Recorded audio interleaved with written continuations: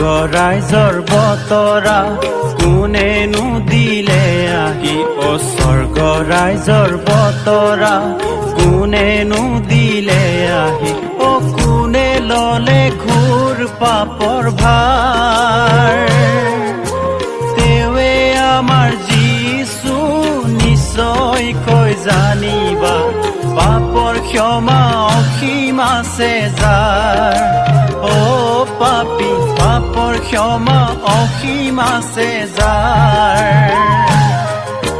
স্বৰ্গ ৰাইজৰ বতৰা কোনেনো দিলে আহি স্বৰ্গ ৰাইজৰ বতৰা কোনেনো দিলে আহি কোনে ললে ঘোৰ পাপৰ ভাৰ তেৱে আমাৰ যীশু নিশ্চয়কৈ জানিবা পাপৰ ক্ষমা অসীম আছে যাৰ পাপী পাপৰ ক্ষমা অসীম আছে যাৰ স্বৰ্গ ৰাইজ সুখৰ ঠাই তাক জানিবা নিশ্চয় পাই প্ৰভু যীশুখ্ৰীষ্টৰ সৰ্বশ্ৰেষ্ঠ নামত আপোনালোকক অভিনন্দন জনালোঁ।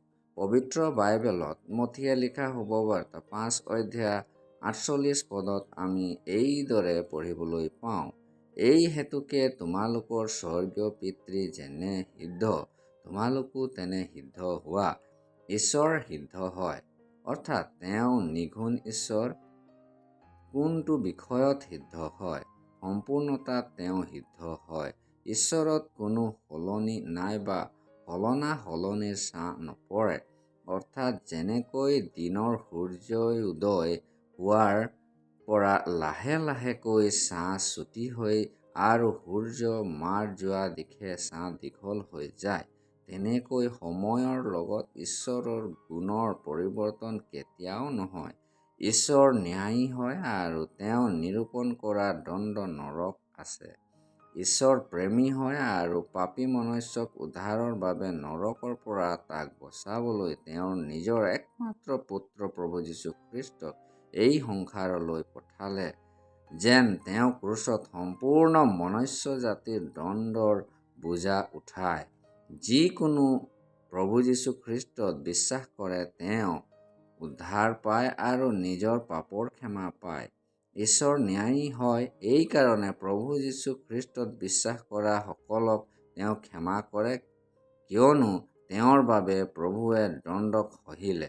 ঈশ্বৰ ন্যায়ী হয় এইবাবে যিকোনোৱে প্ৰভু যীশুখ্ৰীষ্টত বিশ্বাস নকৰে তেওঁৰ বাবে তেওঁৰ দণ্ড মজুত ৰাখে, কিয়নো তেওঁ ঈশ্বৰৰ উদ্ধাৰক অস্বীকাৰ কৰিলে। ঈশ্বৰ প্ৰেমী হয়, সেইবাবে আজিও তেওঁ আপোনাৰ বাবে উদ্ধাৰৰ দুৱাৰ খোলা ৰাখিছে, কিয়নো তেওঁ সিদ্ধ হয়।